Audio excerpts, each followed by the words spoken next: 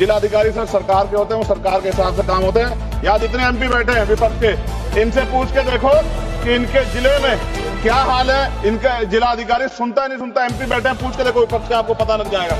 Sir धार्मिक विशेषज्ञता या समुदाय की सलाह के बिना निर्णयों से संपत्ति विवाद और विश्वास की कमी उत्पन्न होगी। ट्रिब्यूनल की शक्ति कमजोर करना और मुस्लिम प्रतिनिधि हटाना, संशोधित 10th बी धार्मिक कानून की। यहाँ एक सदस्य ने तो कह दिया, एक सदस्य ने कह दिया माइनॉरिटी इस कानून को स्वीकार नहीं करेगी। क्या धमकाना चाहते हो भाई? संसद का कानून है, सबको स्वीकार करना पड़ेगा। स्वीकार नहीं करेंगे मतलब क्या? नफरत की सरकार नहीं चलेगी। नमस्कार साथियों, एक बार फिर स्वागत है आपका अपने YouTube प्लेटफॉर्म संवाद लाइव पर। जी हां, आप जो अपनी स्क्रीन पर देख रहे हैं, दो फ्रेम है। एक फ्रेम में जहां लोकसभा के अध्यक्ष ओम बिरला हैं, तो दूसरी ओर वक्फ बोर्ड बिल के खिलाफ जंतर मंतर पर विरोध प्रदर्शन करते मुस्लिम समुदाय के वो युवक और वो व्यक्ति हैं जो इस बिल का लगातार विरोध कर रहे हैं। लेकिन सबसे खास बात यह है कि आज संसद में नगीना से सांसद चंद्रशेखर आज़ाद ने वक्फ बिल बोर्ड के खिलाफ एक जमकर विरोध किया और ऐसी असंख्य कमियां इस बिल में इसके खिलाफ उन्होंने गिनाई कि ताकि यह एक विशेष समुदाय को टारगेट न कर सके। लेकिन विरोध यही नहीं रुका, चाहे ओवैसी दीन ओवैसी हो या अन्य मुस्लिम जितने भी, अखिलेश यादव हो, राहुल गांधी हो, सभी ने इस वक्फ बिल के खिलाफ खुलकर नारेबाजी की और इसके खिलाफ समर्थन भी किया। इस बिल पर जहां एक और विपक्षी सभी दल एकजुट नज़र आ रहे हैं, तो वहीं भाजपा हो या बीजेपी से संबंधित एनडीए के जितने भी दल हैं, वो सभी इस बिल के पक्ष में खड़े नज़र आ रहे हैं। जी हाँ साथियों, आप देख रहे हैं यूट्यूब चैनल संवाद लाइव। हो सके तो चैनल को सब्सक्राइब करें और वीडियो को लाइक और शेयर करना न भूलें। जी हाँ साथियों, आज की इस वीडियो में हम बात करने जा रहे हैं संसद में हो रहे हंगामे की। जी हाँ, लोकसभा में आज जब वक्फ बोर्ड बिल पर चर्चा हुई तो उसके विरोध में चंद्रशेखर आज़ाद, जो कि नगीना से सांसद हैं, वो खड़े हो गए। आइए हम आपको एक विशेष रिपोर्ट दिखाते हैं अपने यूट्यूब चैनल के माध्यम से। आखिर चंद्रशेखर आज़ाद ने संसद में क्या बोला, आइए देखिए। अध्यक्ष जी, मैं अपनी बात को शुरू करने से पहले, क्योंकि राजकुमार भी इस बात को कह रहे थे, ये 2 अप्रैल का दिन विशेष है सर। मैं जेल में था सहारनपुर, 2 अप्रैल 2018 को आंदोलन हुआ, 13 नौजवानों ने शहीदगी दी सर। मैं उनको नमन करता हूं सर। और आज फिर 2 अप्रैल है, एक और शहीदगी की तैयारी लग रही। तो मैं उन क्रांतिकारियों को भी आज याद करता हूं जिन्होंने, मुस्लिम क्रांतिकारी जिन्होंने देश की आजादी में योगदान दिया। सर, अंदाजे जमाना कहता है कि मौजे हवा रुख बदलेंगी, अंगारों से गुलशन फूटेगा, शबनम से सरारे निकलेंगे। वक्फ संशोधन विधेयक 2024 संवैधानिक मूल्य एवं सांप्रदायिक सौहार्द के लिए गंभीर खतरा है। वक्फ संशोधन विधेयक 2024 संवैधानिक अधिकारों, विधिक सिद्धांतों और धार्मिक स्वतंत्रता पर गंभीर आघात है। विधेयक वक्फ प्रबंधन को कुशल और प्रभावी बनाने का दावा करता है, लेकिन इसके 44 संशोधन इन वादों को पूरा करने में असफल है। हमारा मानना है कि इस संशोधन से स्पष्टता, साक्ष्य और मूल कारण विश्लेषण का अभाव होगा। पूर्व संशोधनों का मूल्यांकन नहीं होगा, हितधारकों से परामर्श की पारदर्शिता नहीं होगी, मौलिक अधिकार का उल्लंघन होगा। Article 13, article 14, article 25, article 26, article 50, article 300 सर्वोच्च न्यायालय के निर्णय, स्थापित कानून और इस्लामी सिद्धांत और संविधान की भावना का उल्लंघन होगा।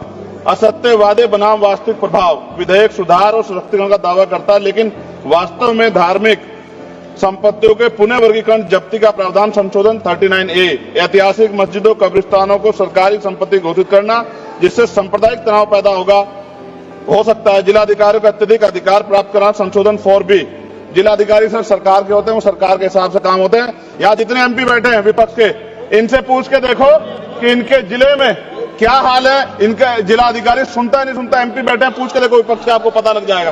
सर, धार्मिक विशेषज्ञता या समुदाय की सलाह के बिना निर्णयों से संपत्ति विवाद और विश्वास की कमी उत्पन्न होगी।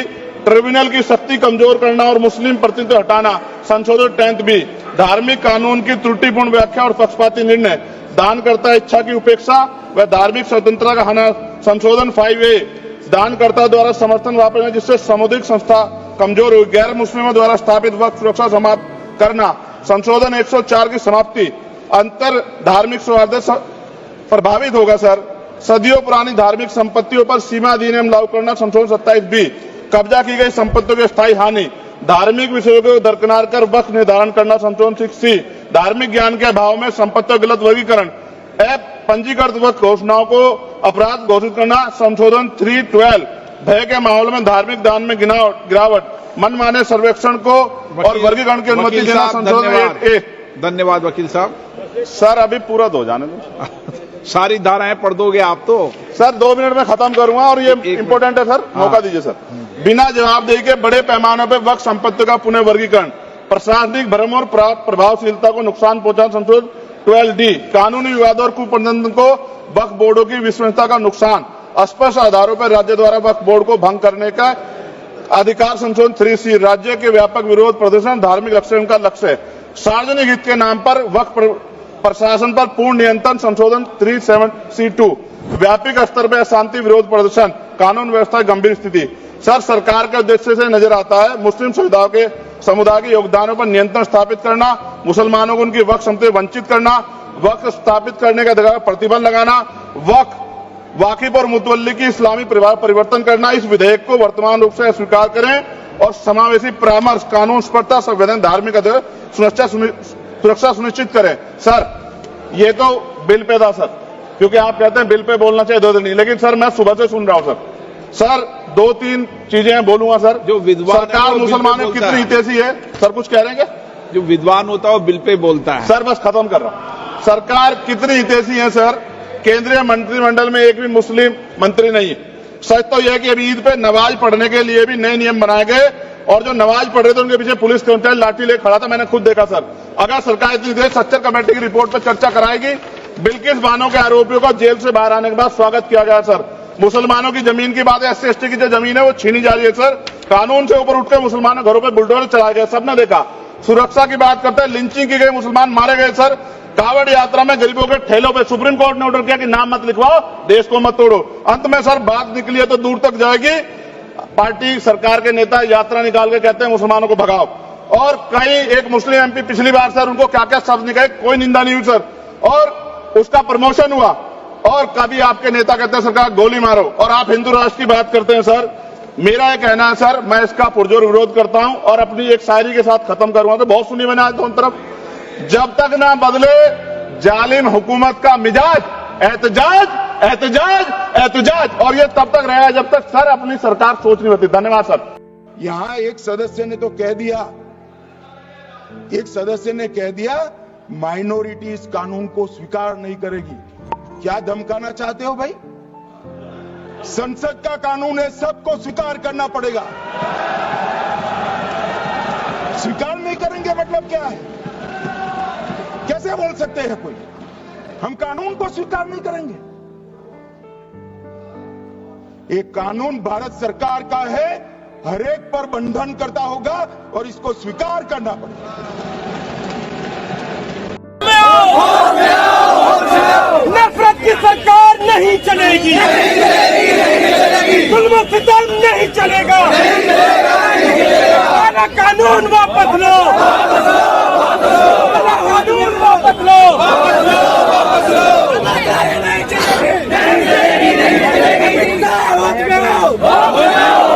काला कानून नहीं चलेगी। साथियों आज की वीडियो में इतना ही। अगर आपको हमारी यह वीडियो अच्छी लगी हो तो लाइक करें, शेयर करें और हमारे चैनल संवाद लाइव को सब्सक्राइब करना न भूलें।